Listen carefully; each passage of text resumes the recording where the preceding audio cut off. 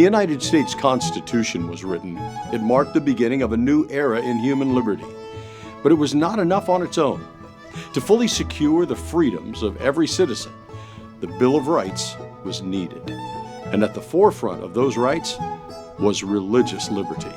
When our Constitution was drafted, it balanced a complicated set of issues between different regions of America and different sizes of colonies to create a fair framework. The delegates to the convention argued, struggled, and compromised to meet the needs of their constituents and form a new nation. But even after all that work, it was still not enough to assure ratification. It would take a separate document ratified in 1791 to guarantee the rights of individuals and successfully launch our ship of the state. The Bill of Rights introduced the first 10 amendments to protect every citizen, and leading that list of protections was freedom of religion. The reason religion was so important to our founding fathers is because it starts over 250 years before the Constitution was even conceived. Before diving into that history, it's important to look at the actual text of the First Amendment and understand exactly what the Constitution says about religion. The full text reads, "Congress shall make no law respecting an establishment of religion, or prohibiting the free exercise thereof, or abridging the freedom of speech or of the press, or the right of the people peaceably to assemble, and to petition the government for a redress of grievances." Religious matters here are addressed in two distinct clauses, the Establishment Clause and the Free Exercise Clause. The Establishment Clause has deep historic roots. In Great Britain, for ages, even the kings and queens did not enjoy unlimited power and authority.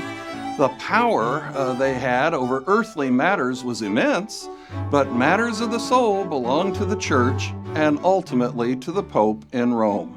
That changed dramatically when King Henry VIII wanted to divorce his first wife, Catherine of Aragon.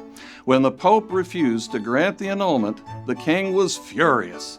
He broke from Rome, created the Church of England, and made himself its head. For the first time in English history, the monarch was both head of state and head of the church, combining religious and governmental power.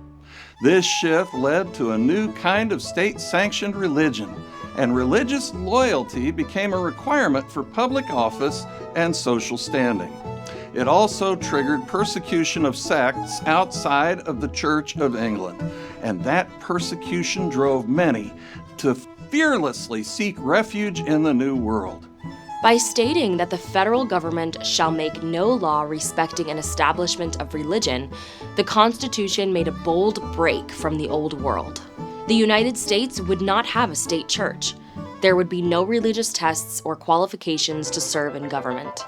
Under the Constitution, a Quaker had the same rights as a Presbyterian, as a Catholic, or as someone of the Jewish faith. Even those with no belief at all could still participate fully in American life. The Free Exercise Clause took it even further. It promised that Congress would make no law prohibiting the free exercise thereof. That meant every citizen was free to worship, or not, in whatever way they chose, without fear of persecution or government interference. This was monumental and one of the most significant protections of personal freedom in world history.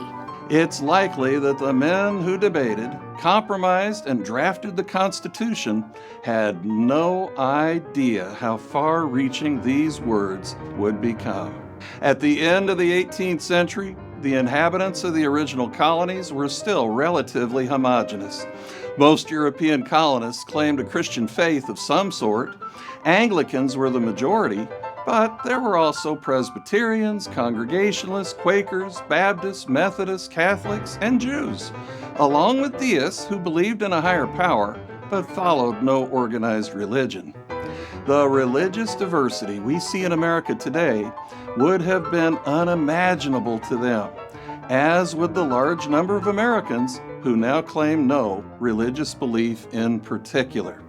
And yet, the First Amendment protects them all. It guarantees the right to worship freely, regardless of faith or tradition. But here's what the First Amendment doesn't actually say. It never mentions a wall of separation between church and state. The phrase comes from a letter written by President Thomas Jefferson in 1802 to the Baptist Association of Danbury, Connecticut. Jefferson used the phrase to reassure them that the federal government wouldn't interfere with their religious practices.